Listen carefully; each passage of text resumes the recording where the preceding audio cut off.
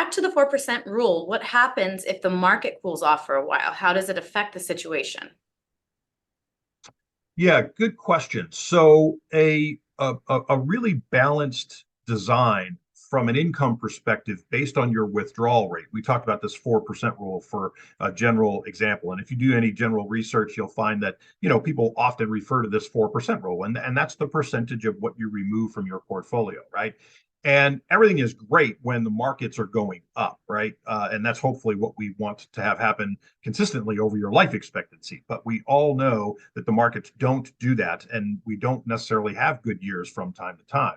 And so, what that might mean to you is if you build guardrails into your portfolio, you would then pick those years to make adjustments to transition your withdrawal rate downward to help compensate for the lack of performance in your portfolio, right? So what's happening is the idea behind guardrails is to spend less when markets are poor and spend more when markets are up.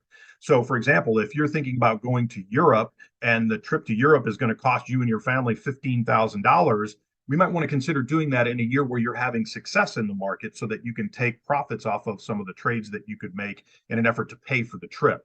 Okay. Whereas maybe it's not an ideal time to go to Europe if our portfolio is suffering because the world markets are suffering, plus we're continuing to take out money to help support our normal income stream. So I hope that answered your question.